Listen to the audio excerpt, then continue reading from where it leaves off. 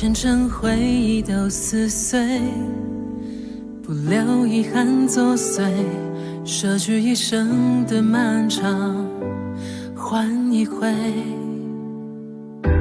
假如决定卸下防备，真心错付于谁，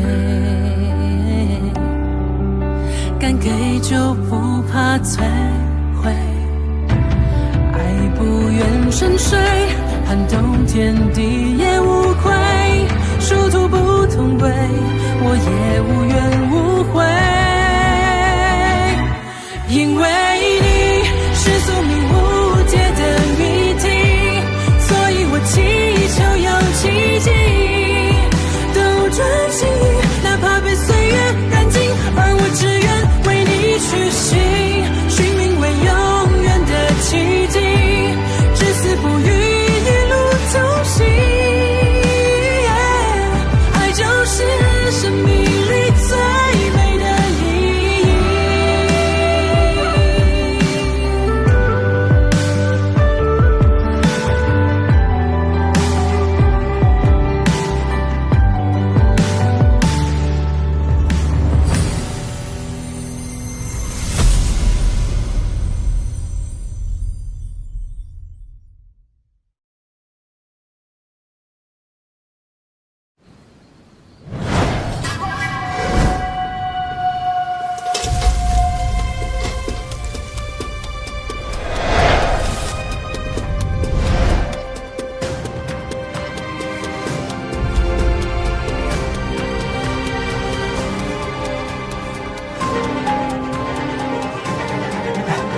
谢谢明姑娘，多亏了你的灵灯，我们才能脱逃。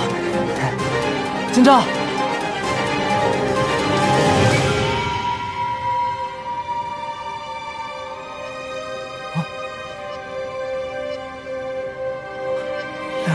两个今朝。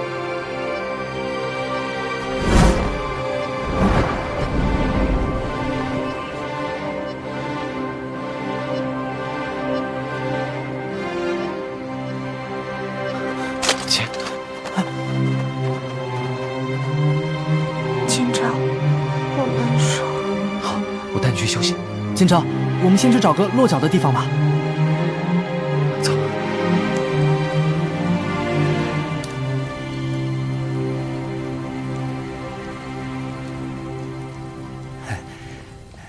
属下高萧参见圣宣大人。什么事？回大人的话，今天在真武盟，我又看见了那群阴魂不散的狂徒，还有那个一剑就把镇瑶给杀了的那个女怪物。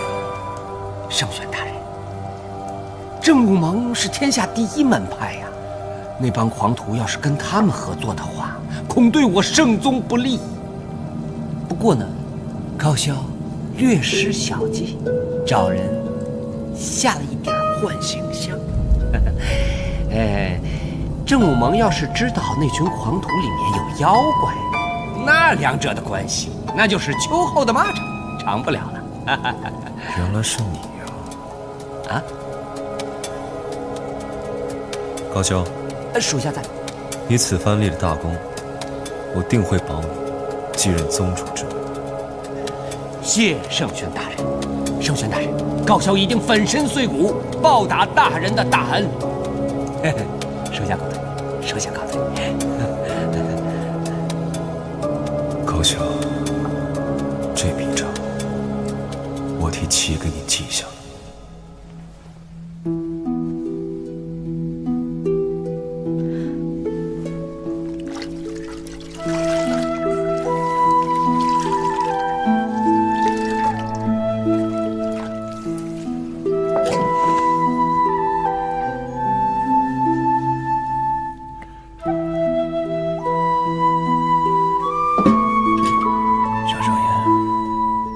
这次是我拖累你了。怎么会？今天多亏了前辈，否则大家也不知道扁罗环的真面容，而且大家也并不在意你妖的身份。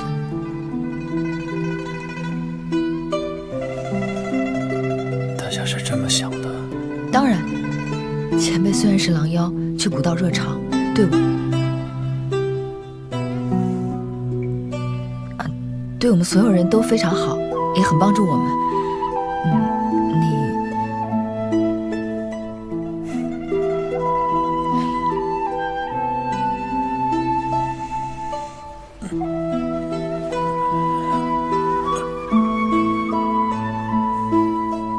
那你是怎么想的？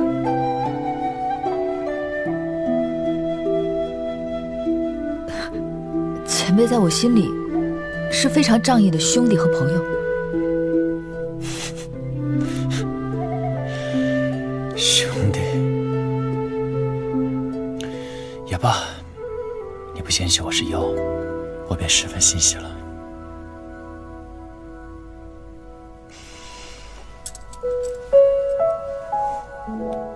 这个之前就想送给你。多谢前辈，只是这簪子是女子所用之物。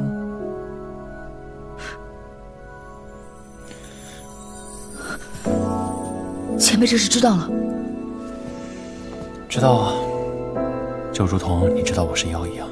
前辈，赵岩，贤清前辈，我给你。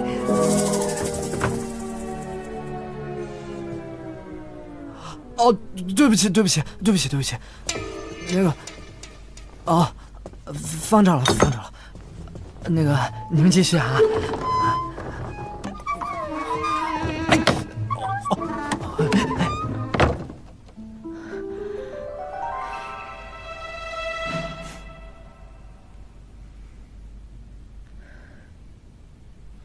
小昭言也算是我的救命恩人，收这发簪，不过分吧？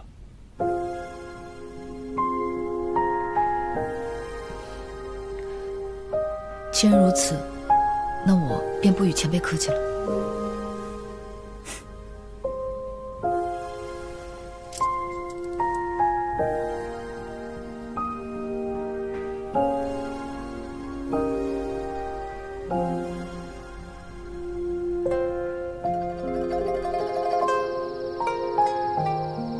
你是说，长得一模一样，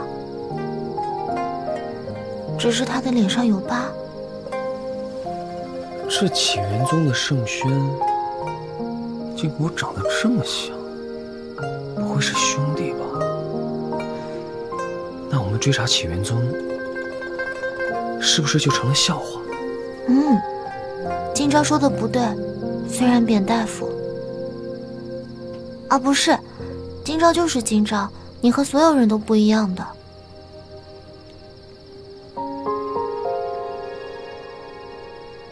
你的眼睛比他的亮，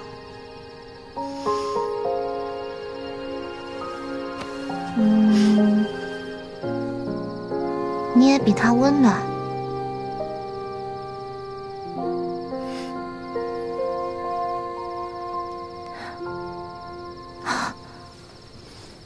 怎么了？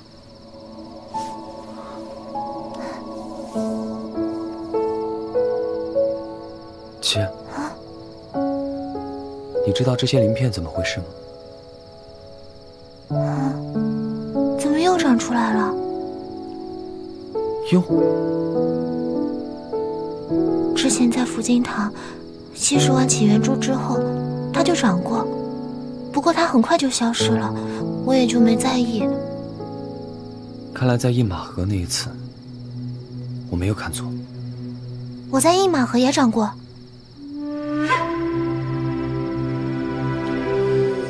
姐，其实呢，你不觉得这鳞片挺好看的吗？挺好看的呀。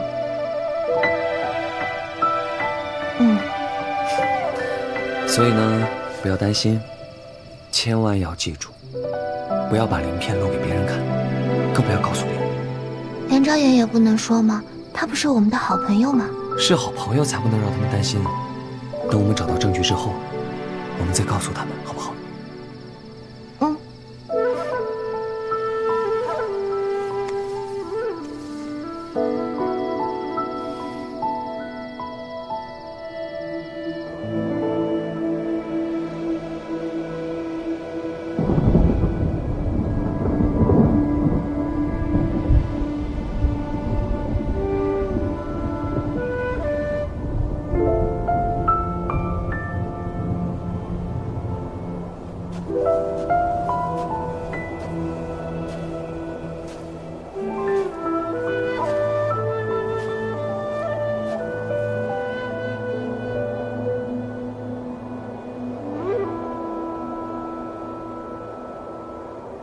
你可知错？被岳金钊打落了面具，是我的过失，但我不会后悔。三哥，小环，老大，小环他也是为了救齐，所以才……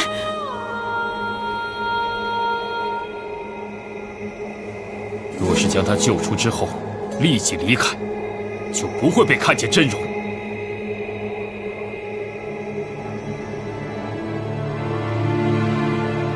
按照横道中的规矩，明知故犯，该受什么刑罚？明知故犯者，当受雷刑。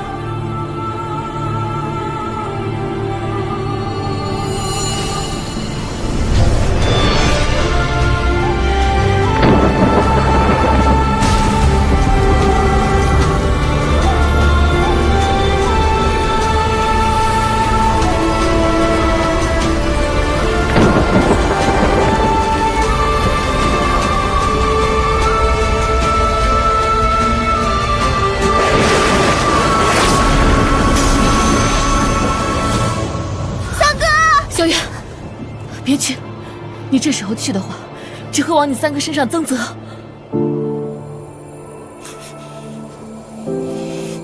落日村那次，你破事，清妃替你隐瞒，我也装作不知，没有追究，是因为你并未影响我们的大计。可这次，你暴露真容，我们的大计很可能会因此功亏一篑。老大，是我违背了誓言，任何错我都认。你只是嘴上认，你心里根本不认。如今与其命运相连的是岳金钊，不是你扁落环。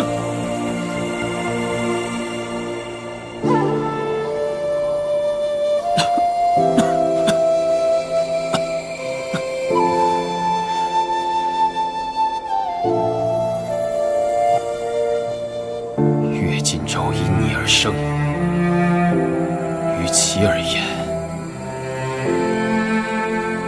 你是过去，他才是未来。你到什么时候才能明白？我一直都明白，但是我不甘心。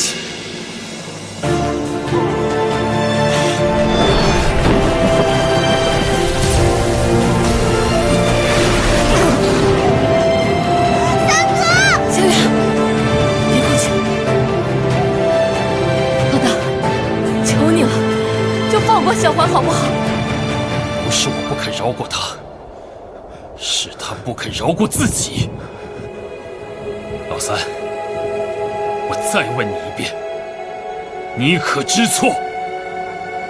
本就无错，何来知不知？你看天空落叶如雨，是我散落万千的爱意，无法跨过的距离。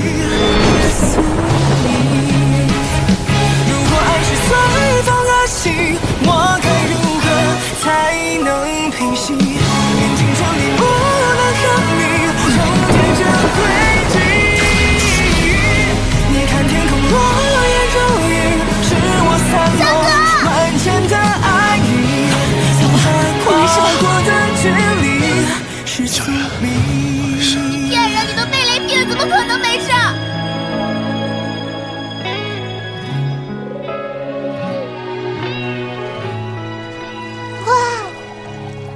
岳兄小月，好香啊！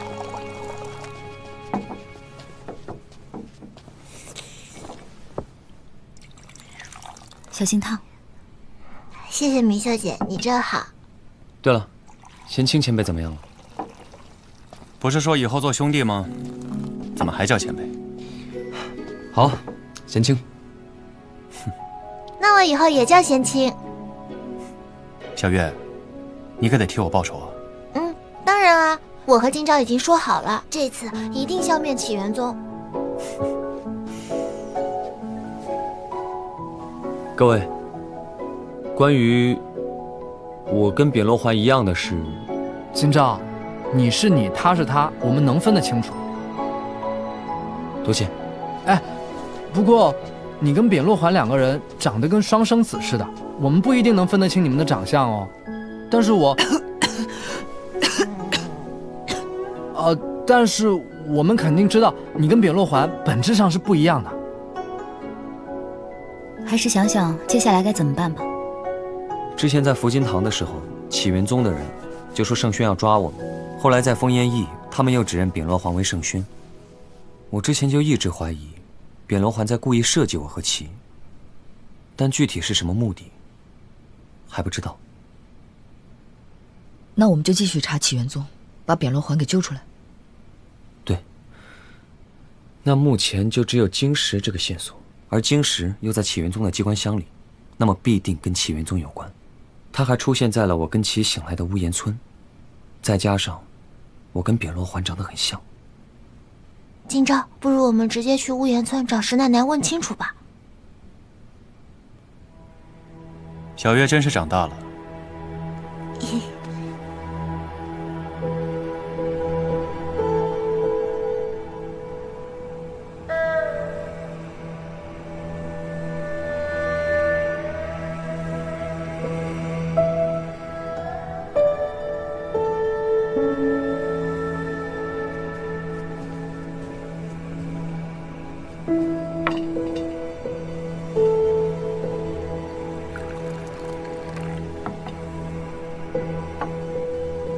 老三怎么样？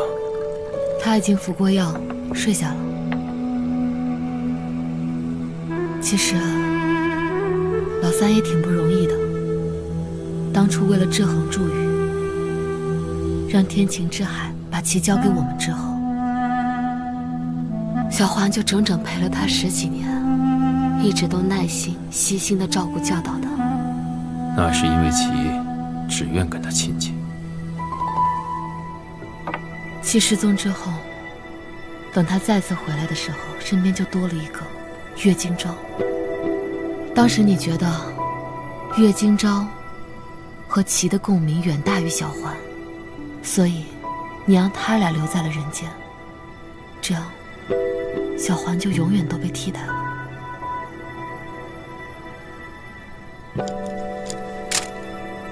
那也不能成为他破戒的理由。小环并不是一个自怨自艾的性格，他能接受这个事情，只不过难免都会有一些不甘心。我还是希望你别怪他。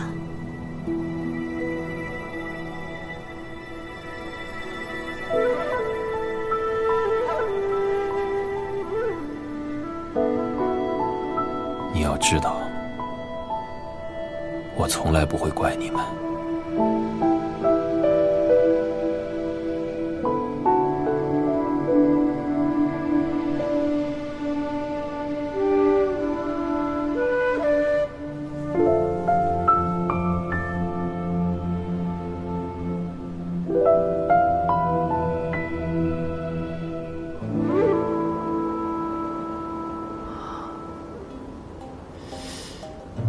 不会的。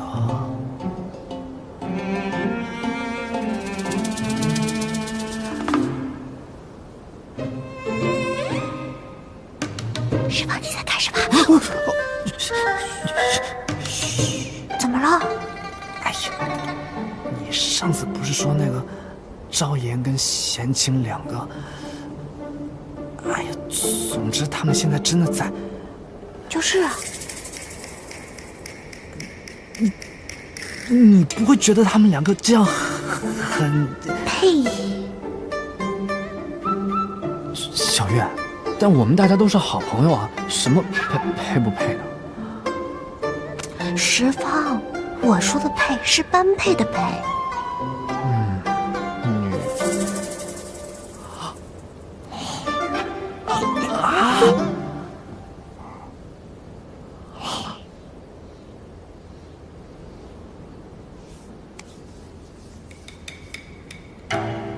赵岩是不是还在犹豫，要不要告诉大家你是女子？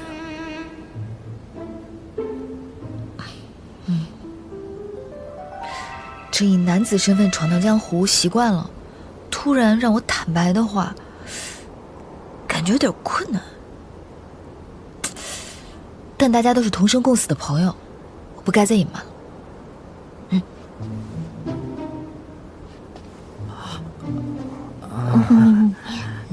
走。月姑娘。月姑娘，石峰啊，对不起啊，其实我是个女孩。女孩子的衣服多漂亮，照样你多穿穿嘛。我之前一直误会你跟贤青是，不过现在看来也不算误会啊。不对，算误会，算误会。到底算不算误会啊？只是你之前是那个……走了，你这个废话好多。不是，她真的是女孩。早就知道了。男子也好，女子也罢，不管你怎么样闯荡江湖，都是你自己的事情，只要你喜欢就行。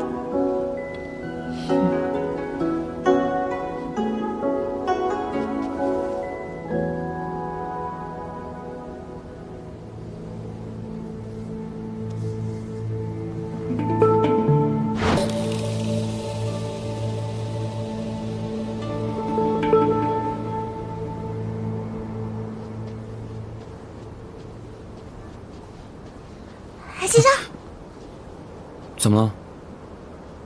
你怎么了？还在为扁落环的事情烦心啊？我在想，这个扁落环到底是不是我的孪生兄弟呢？你、我、扁落环，我们三个人又是怎么样的关系呢？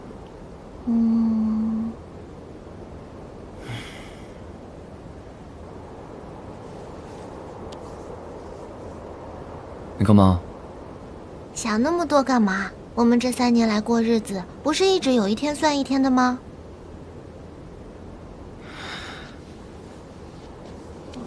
怎么了？我说错什么了？说的特别对。乌岩村到了。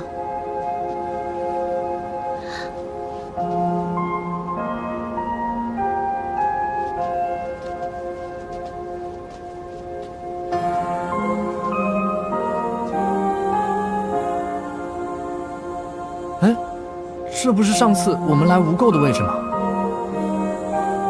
原来这乌岩村就在无垢的下方。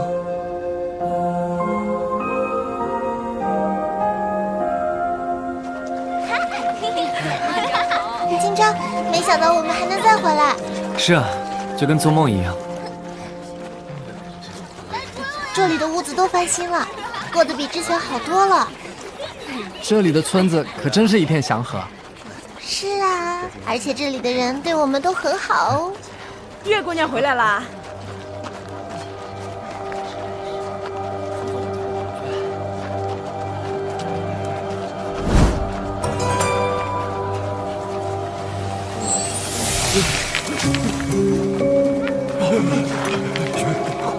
他不是。石棒，一会儿想吃什么？想吃鸡蛋面。哦，鸡蛋面。走吧，我们先回去。那你们的屋子在哪儿？最破烂的那个。走吧。哦。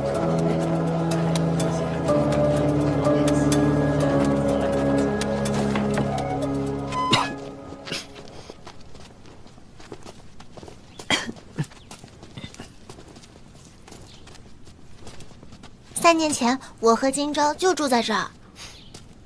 看来小金钊和小月之前生活也不太容易啊。那时候我和金钊相依为命，就只有这间屋子，我们就住在一起了。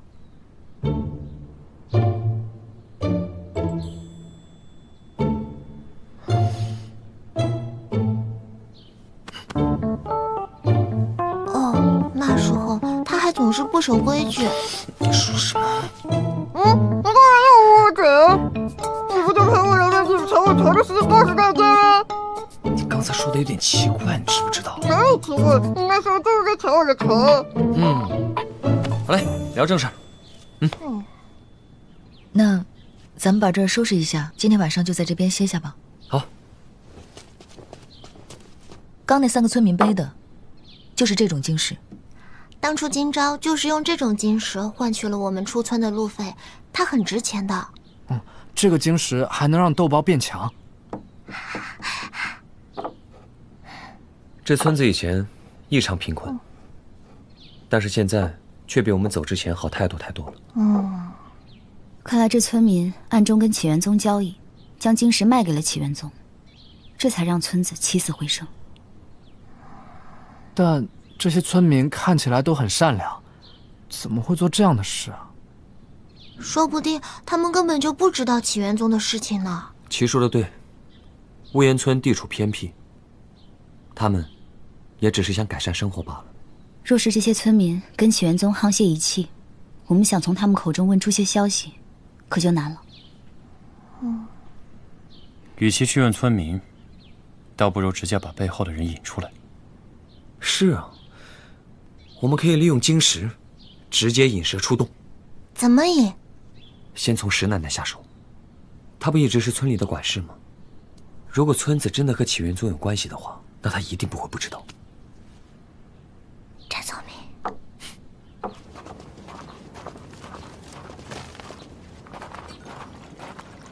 石奶奶。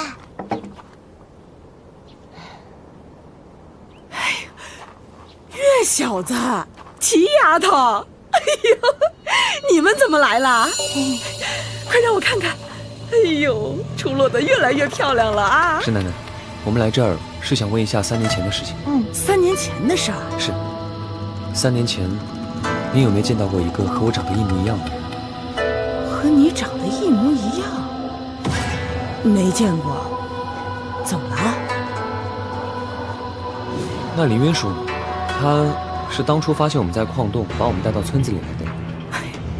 他我倒是知道，他和你们一起啊，在这个村子里头待了一段时间。不过你们走了以后，他也就马上走了。哦，对了，好像有人在矿洞附近发现了他。不行的话，你们就去找找他。还有一件事，石奶奶，我们来这儿是想查这村子里的灵晶。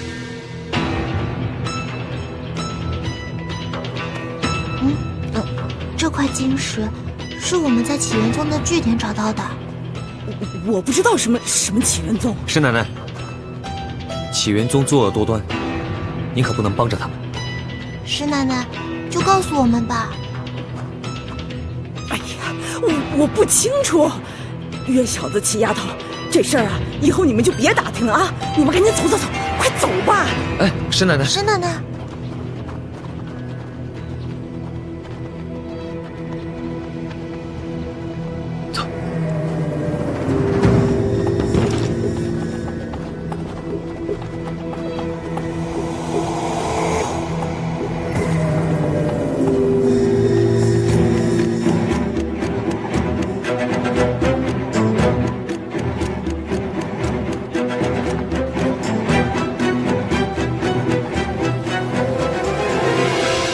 刚刚看石奶奶的反应，这村子应该跟起源宗有勾结，而且她什么都不肯说。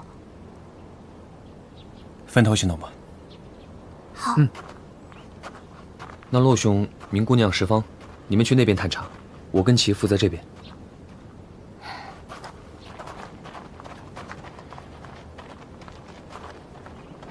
石奶奶真的有问题吗？我也不清楚。看着不像啊。贤清前辈。哦，贤清前辈，用伪装还得是你啊，一流。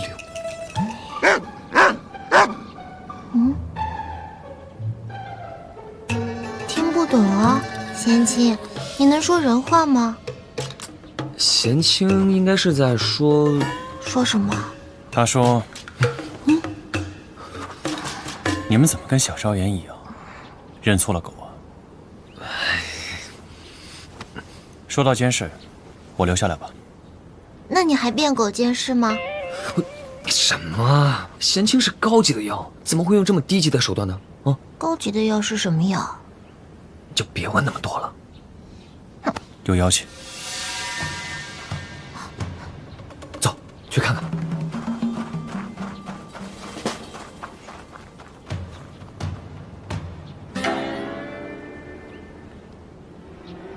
别跑！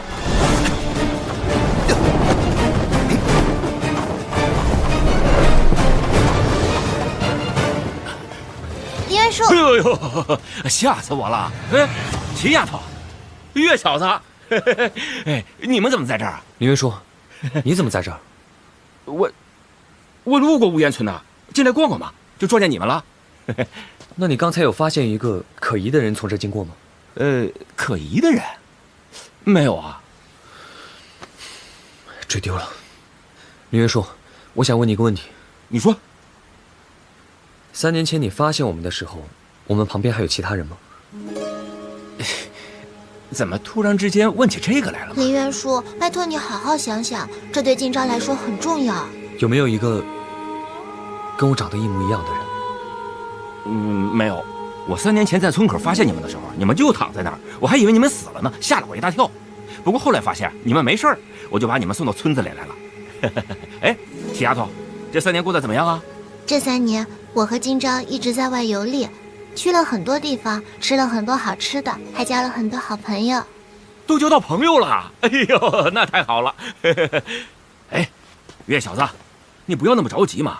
你每天就想着追逐那些天上的太阳啊、月亮啊什么的，你看看身边的人，看看身边的景，珍惜当下嘛，对不对？这几天啊，我就住在村口，有事来找我啊。林元叔再见。好，走了，走了。哎，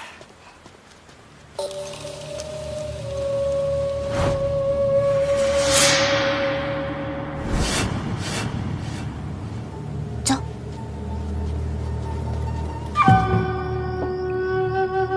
我也不知道月小子和齐丫头怎么会回来。从3年前采龙晶开始，我就记着您说的话，不能让外人知道我们在做什么。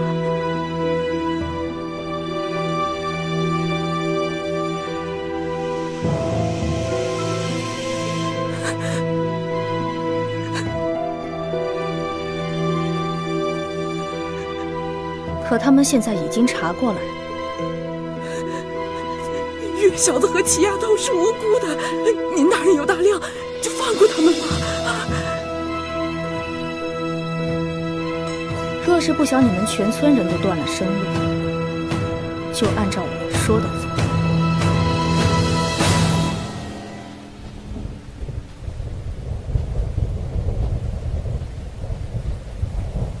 贤清为何还不回来？小昭言是在担心我们。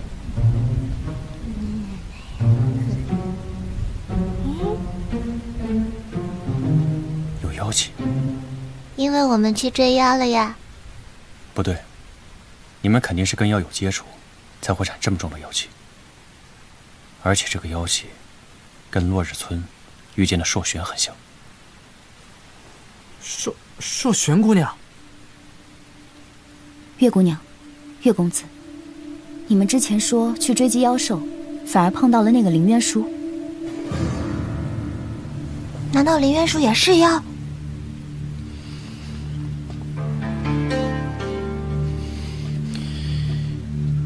我一直把林渊书当救命恩人，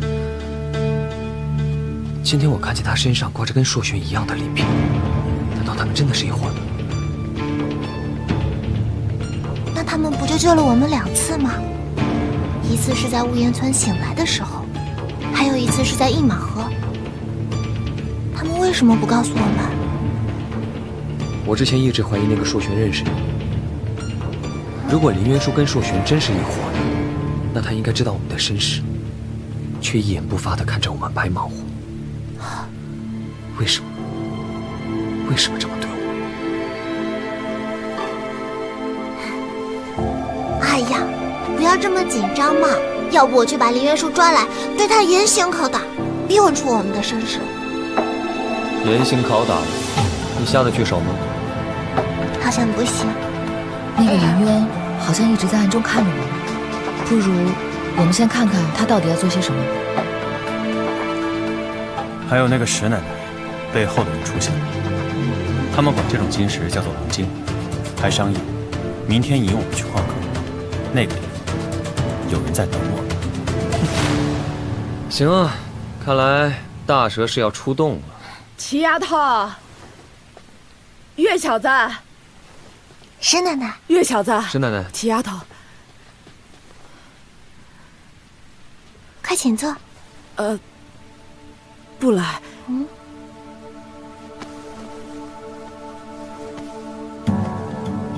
晶石就在这张图标记过的地方。买家明天也会去矿洞，你们明天去。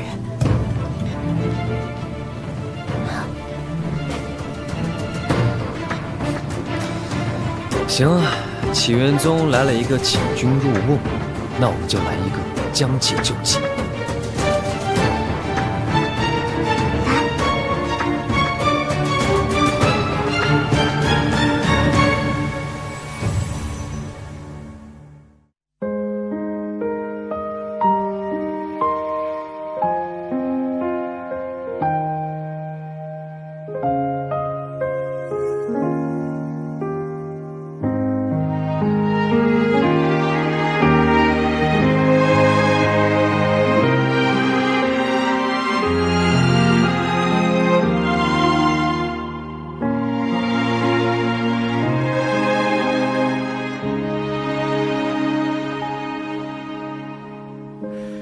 划破天际的流星，燃烧了曾经，忘记了姓名。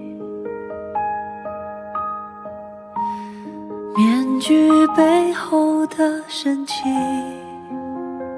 只透过眼睛，谁能看得清？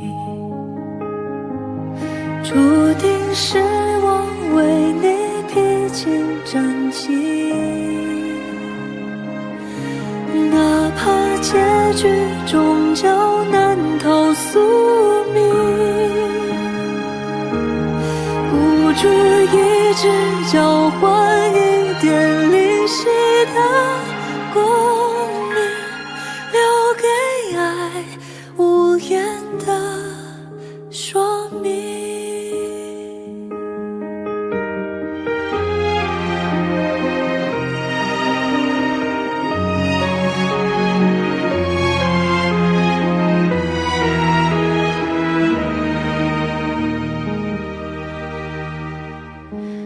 看似随机的途径，燃烧的痕迹，都藏着秘密。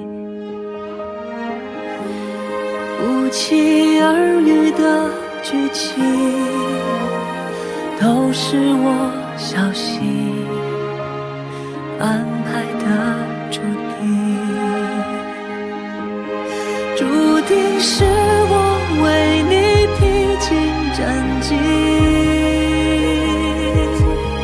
哪怕结局终究难逃宿命，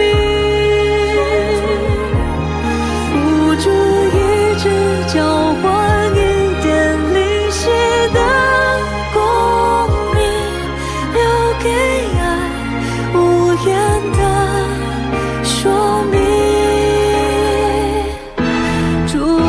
是我为你竭尽全力。